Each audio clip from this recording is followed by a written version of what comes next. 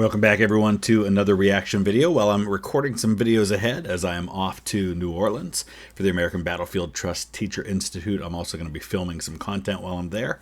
Going to be hanging out with some of my favorite people like JD from the History Underground, Chris and Gary from the American Battlefield Trust, and a bunch of other fantastic people in the world of history, and hopefully meet a bunch of you who are teachers along the way as well. I'll be there for, let's see, Wednesday, Thursday, Friday, Saturday, Sunday, 5 days. Awesome. So excited about that. Never been to New Orleans before. So if you follow me on Instagram, you'll probably see a lot of pictures from what's going on down there. And if you are in New Orleans or in the area, come down to where the American Battlefield Trust Teacher Institute is going on at the hotel. Stop in and say hi, or just watch for me out on the street somewhere. We're going to dive back into my friend Mr. Beat and his channel. Congratulations, Matt, on 1 million subscribers. I think you've hit that since the last time I did a reaction to one of yours. Could not be happier for him and for his wife and his family. They are great people. And we both love history, and we both love sharing history with other people. So I'm super happy for him. And here's to 2 million. We're going to look at the 5 closest presidential elections in U.S. history. Links down in the description. Please check out his original content and subscribe if you haven't already. You'll learn a ton, I promise. And he does his work. He knows what he's talking about, and you can trust the things that he's saying are accurate, because he presents the information in such a way that we can learn. So let's go ahead and dive into this one. This video is sponsored in part by YouGov. Hey, I'm a person named Mr. Beat. You may remember me from films such as The Revenge of Abe Lincoln. Kind of digging the shirt, Matt. I like that shirt. It's very colorful and patriotic, and I'm surprised that the designs aren't messing with the green screen, but that's cool. Or The Wackiest Wagon in the West. You may also remember me as the guy who's made a video about every single presidential election in American history. And I also wrote a book about every single presidential election in American history. Look, there have been some close presidential elections in the United States, but most of them have not been in recent years. In this video, I'm counting down the 5 closest presidential elections in American history, looking at both the electoral vote and the popular vote. But first, hey, remember at the beginning of this... Which, just want to point out, and I know the electoral vote's kind of a touchy subject, especially when I'm doing a Matt Beat video, because he and I see the electoral college very differently. And maybe at some point we'll do a video together where we kind of chat about that. I don't expect to change his mind, and he won't change my mind, but that's okay. I'm not here to debate the electoral college, only to say that while I get that in the context of history it's important to talk about the popular vote, in terms of elections it's irrelevant. The popular vote means nothing. It's like saying the team with the most yards wins the Super Bowl. Just because you get the most yards doesn't mean you score the most points. So the reality is that the electoral college is how we win elections. And so that's what matters. And if people were going after popular votes instead of electoral votes, campaigns would probably look different. So the electoral vote's what matters, but the popular vote helps us have a little bit of a glimpse into the mindset of the country, I guess you could say. This video, when I said that this video was sponsored by YouGov, well, I wasn't lying. It really is. YouGov is my favorite way to take surveys and make extra cash and earn reward. I hate when he wears t-shirts like that because it just reminds me how jacked Matt is. And I'm not. I'm kind of pretty skinny in my arms. So I always have been. I originally started using it when I was stuck in line somewhere. I think the DMV or something. It's just a great, quick way to answer questions and get rewarded for it. Here I am, once again, taking a YouGov survey on the toilet. I still can't believe I filmed this. Sorry. Anyway, YouGov is free to join, and it's an easy way to earn extra cash. As a member, you'll earn points for giving your actual opinions on important matters by completing short surveys and polls. So be heard and get rewarded for it. Tap my link to take surveys and earn cash with YouGov. Thanks to YouGov for sponsoring this video. Okay, again, for the 5 closest presidential elections in American history, I have to point out that I'm looking at both the electoral vote and the popular vote. So I'm trying to think just off the top of my head what the 5 closest ones would be, and I guess it depends on electoral vote versus popular vote, but just some of the ones that come to mind: 1828, 1800, obviously 2000, super close election. 1960 was a really close election. We've had some other ones too. 1876 is a great example. I guess we'll see. Tragically, the electoral vote is the one that actually matters. Tragically. The Electoral College actually picks the president and vice president every 4 years. Each of the 50 states hold its own elections, and the political parties in each state pick these people called electors. And here's the thing. I know that to folks, especially in other countries, they might think it's weird, but it's not as different from a parliamentary system, for example, as you might think. They just had elections last week in the UK. And the way that you choose your prime minister is that the leader of the party who wins the most seats becomes the prime minister, or the leader of a coalition that gets the most seats. It's not based on the raw vote. It's based on how many parliamentary elections you win. That's really what this is. How many states do you win, and how many electoral votes do you get from those states? It's not as different as people think. There are 538 electors in all. When Americans cast their votes on Election Day, they're not directly voting for a candidate. Instead, their votes guide who the electors should vote for. Still, for giggles and poops, many American political history dorks like me enjoy looking at the popular vote too, as that often gives a more accurate view of how close an election actually is. I should also add that these are not necessarily presidential elections in which Americans were sharply divided on major issues, but rather just sharply divided on presidential candidates. Number 5, the election of 1960. Because John F. Kennedy is a mostly beloved president today, I think many folks forget just how close the 1960 election was. Yeah, and people, I think, by and large, have this attitude that Kennedy was this young,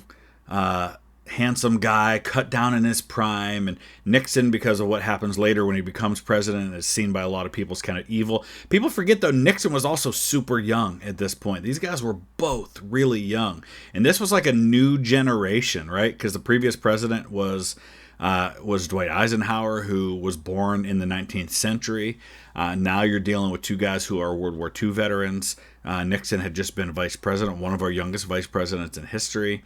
And this is probably, along with the 1876 election, probably the two that are most likely to have been decided by fraud.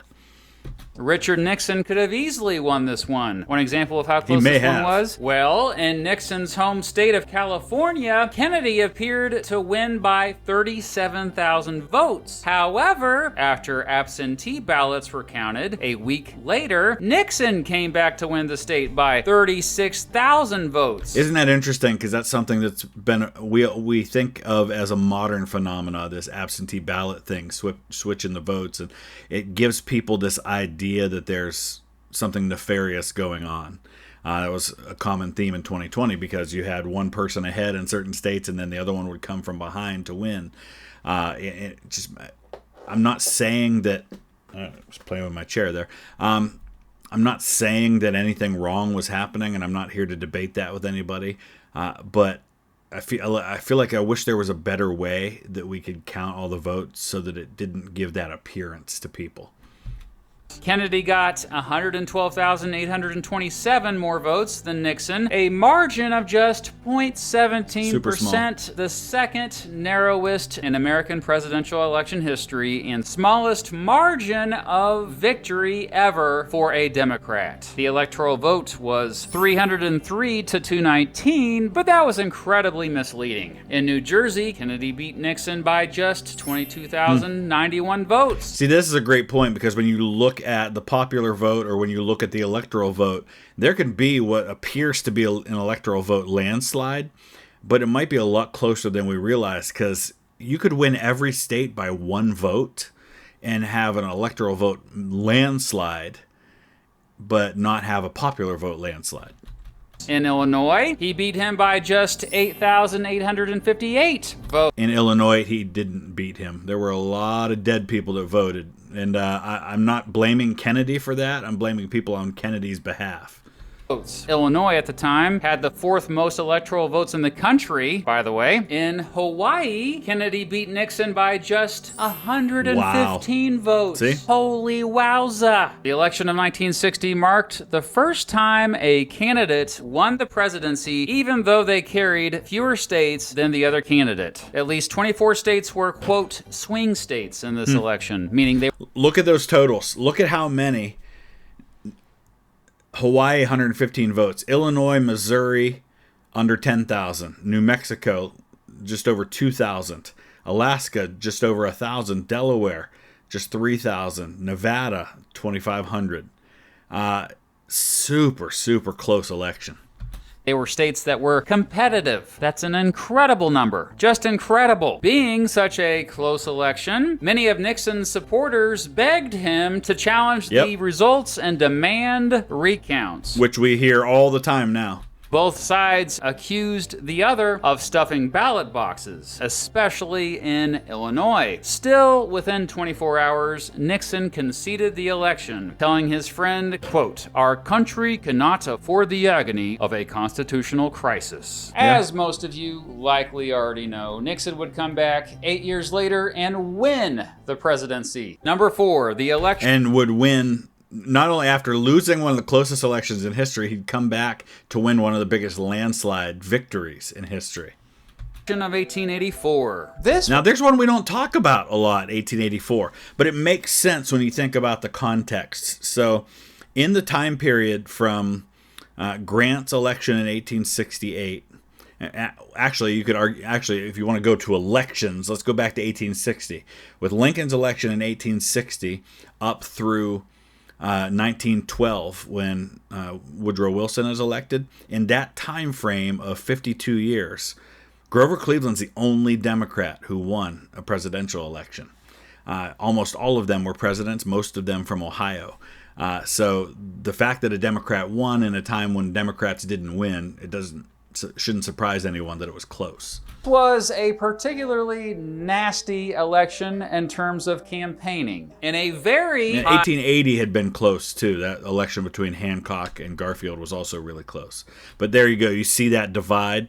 You see New York goes for the Democrat, Grover Cleveland, who is from, I think he's from New Jersey, but closely identified with New York as well. And Indiana as well goes for the Democrat, but otherwise it's pretty much just the South. High turnout election. Grover Cleveland won 48.4% of the popular vote. His main opponent, James Blaine, 48.3%. That's a margin of just 0.57%. Like with the election of 1960, the electoral vote was misleading. Sure, Cleveland got 219 electoral votes to Blaine's 182, but there were... But again, look at that. So look at the difference. 219 electoral votes to Blaine's 1. So that's a difference of 37. So you swing one 19-vote state and the election changes. Of course, there aren't any 19-vote states, but you swing, let's say, Indiana and Connecticut. Indiana and Connecticut go to Blaine. Blaine wins the election. It's that close.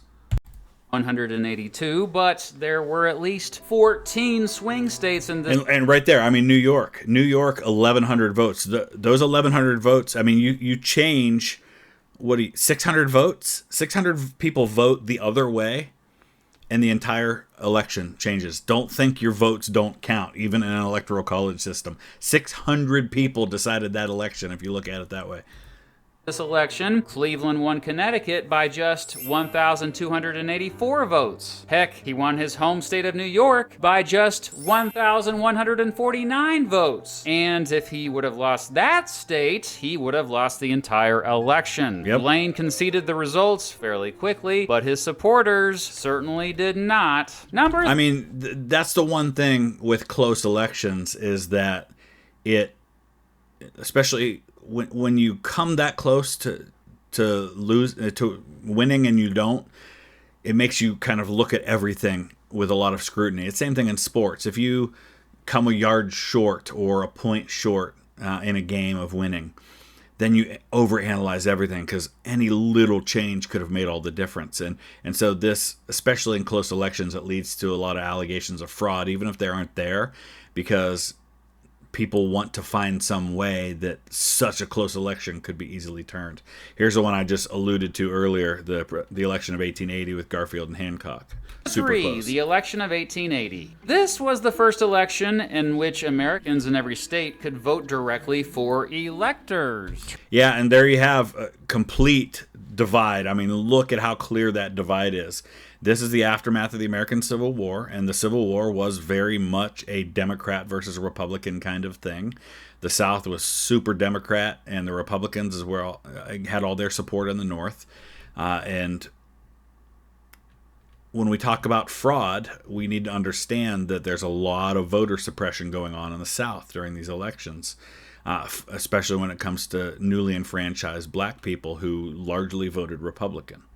Turnout for it was fourth highest in American history. James Garfield won, getting 214 electoral votes. His main opponent, Winfield Hancock, got 155. But like in 1884 and 1960, the electoral vote was very deceiving. Yeah. There were 13 swing states in Look at that, California, 95 votes. And when you think about it that way, as I said earlier, you have to just take half of that number, because if say 50 people vote the other way, now you're dealing with the other side winning. I mean, that's how easily it happens. Oregon, 664 votes. These are small states with not a lot of electoral votes, but New York and Ohio, and Pennsylvania, those are three of the biggest states when it comes to electoral votes. This one, just 881 votes separated the two. In Nevada, just 664 votes separated them. In Oregon, just 144 votes separated the two. In California, whoa! And it was even crazier with the popular vote. Garfield won 48.32% of the popular vote compared to Hancock's 48.21%. And what's crazy about this, too, is that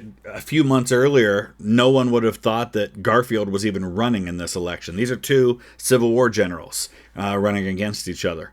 And Garfield had gone to the House of Representatives during the Civil War, and for a time was both serving in the field and also an elected U.S. representative. And he wasn't unique in that, but going into the 1880 election, I think Garfield supported John Sherman from Ohio, who was the brother of William Tecumseh Sherman, was a senator. And Garfield actually got elected by the Ohio legislature to be a senator in 1880. And had he lost this election to Hancock, would have taken office as a senator.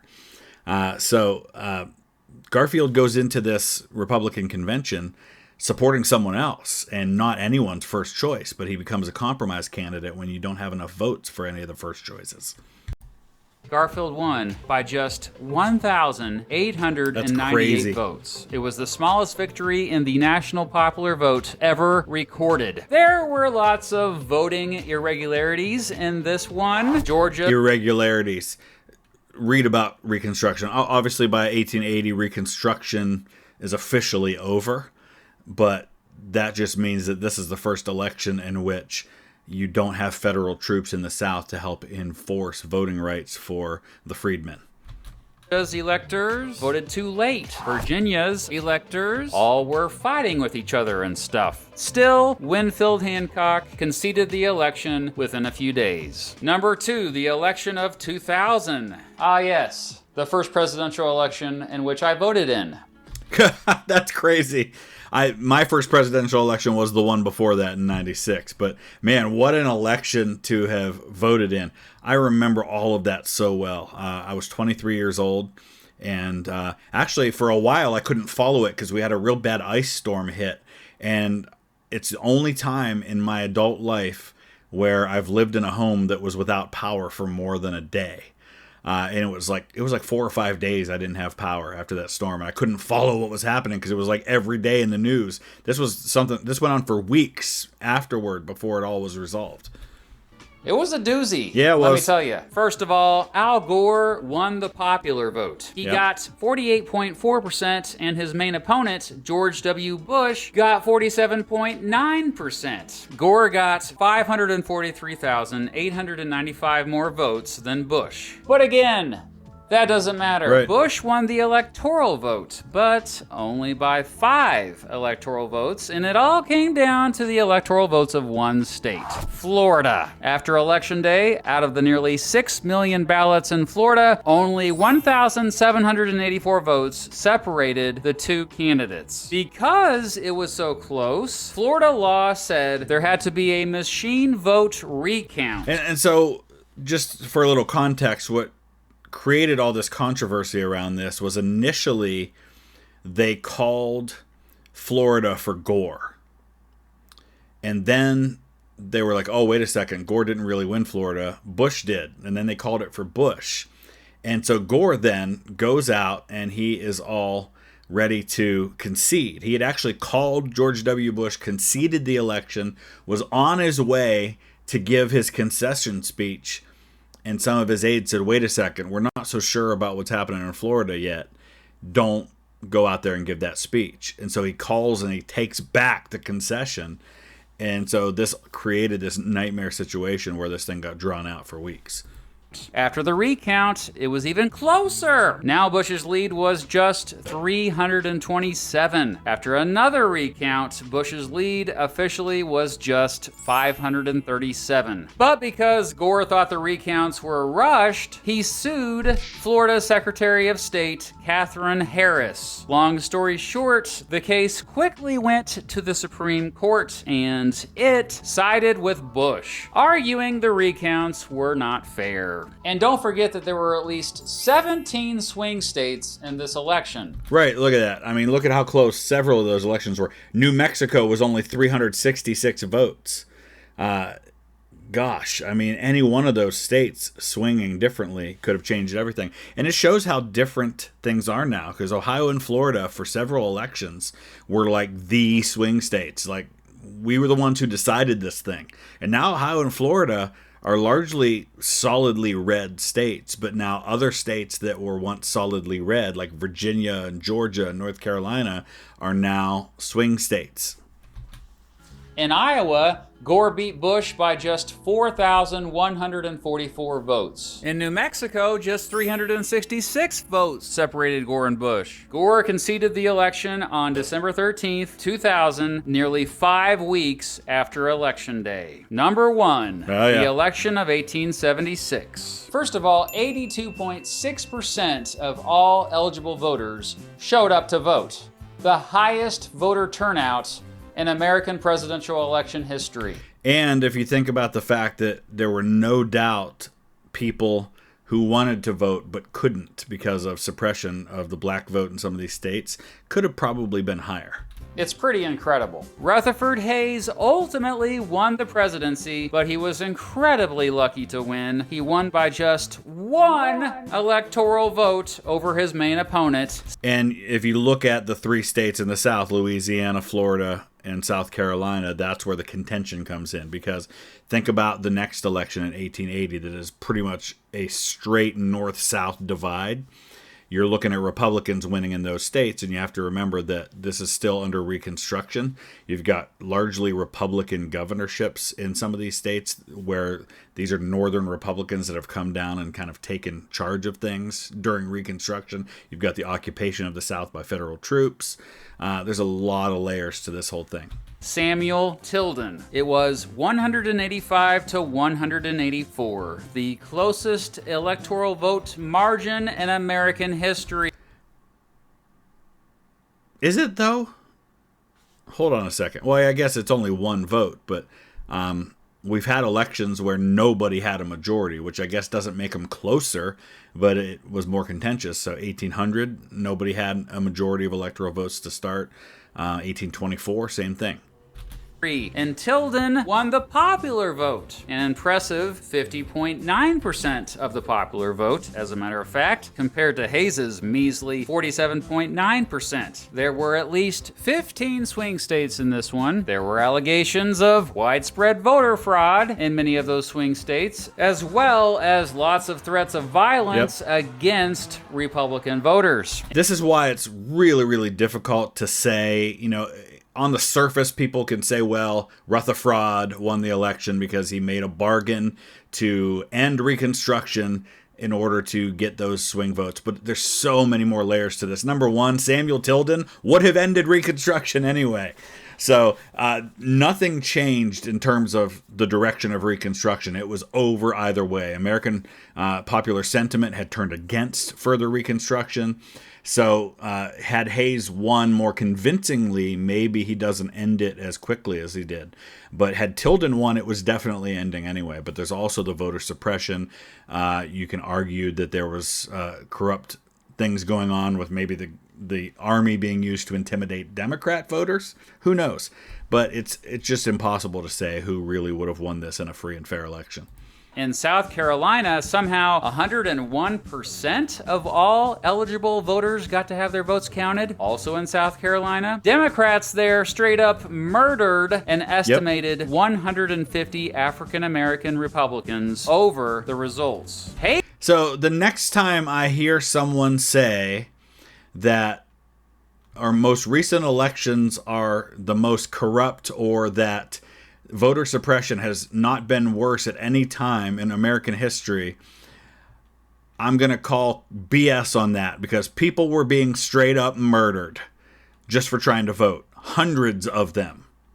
Hayes got lots of death threats. Someone even shot into his home as he sat down for dinner one night. By January, the 19 electoral votes of 3 states, Louisiana, South Carolina, and Florida, were still in question. Not only that, but both candidates had refused to concede. The Constitution had no solution to this crisis, so the U.S. Congress rushed to pass a law to form a 15-member electoral commission to... Look who's on it. James Garfield, who's going to win the next election. I'm just looking down the list to see if there's anybody else that really kind of jumps out. Not really. Morton, I think Oliver Morton ends up vice president. Eppa Hunton, you see him prominently in the movie Lincoln. But yeah, it's 8 Republicans, 7 Democrats. To settle the results. Hey, good luck with that. The commission had 5 U.S. representatives, 5 U.S. senators, and 5 Supreme Court justices. 5 of the members of Congress were Democrat and 5 Republican. Of the 5 justices, 2 were Democrat and 2 Republican. And then there was David Davis, the 5th justice, who supposedly was an independent. However, Democrats in the Illinois legislature elected Davis to the U.S. Senate in hopes that Davis would support Tilden. That plan backfired as Davis excused himself from the commission. Davis was replaced by Justice Joseph Bradley, someone more aligned with the Republicans, and he would vote with them. Bradley's vote broke the tie along party lines, and in an 8-7 ruling, the commission decided to award the disputed electoral votes to Hayes. So no matter how above board that process was,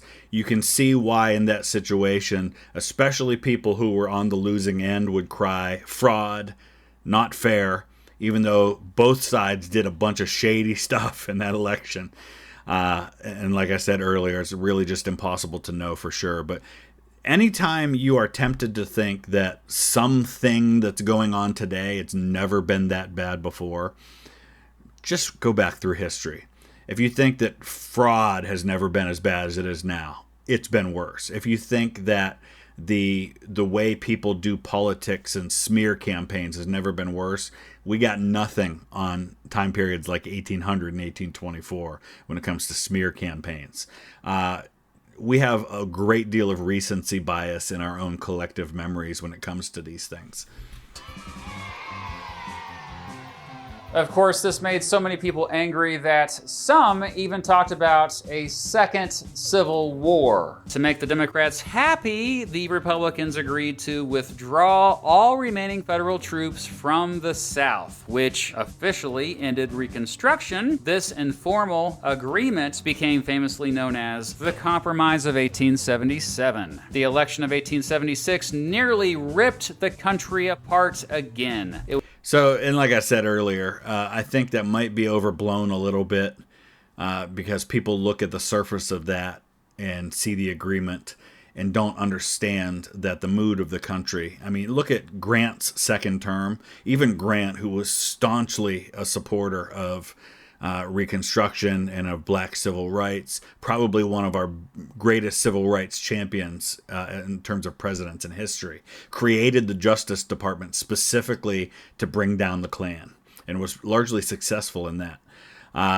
Even Grant acknowledged he was having a harder time getting pro Reconstruction policies to keep them going because of the mood of the country moving against it. It was arguably the most disputed presidential election in American history. Tilden wouldn't concede the election until June 13th, 1877, more than 3 months after Hayes was sworn in as president. So there you have it. Those were the 5 closest presidential elections in American history, in my opinion. 5 times in which the country was sharply divided. You may have noticed that 3 of the 5 closest presidential elections in American history were back to back to back.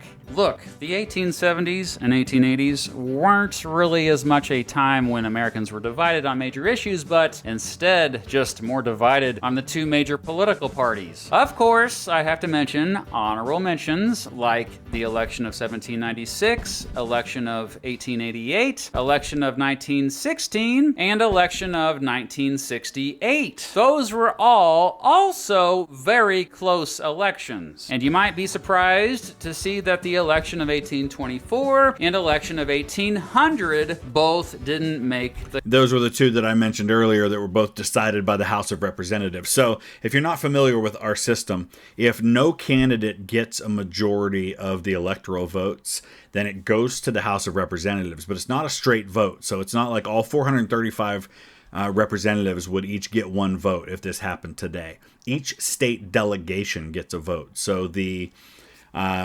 40 some odd Congress members of Congress from California, for example, would all vote, and whatever candidate won their internal California vote would get 1 vote for California. All the Ohio members of Congress would vote, and Ohio would get 1 vote based on who won. So even if a vote was 8-7, that would still just be 1 vote for that candidate.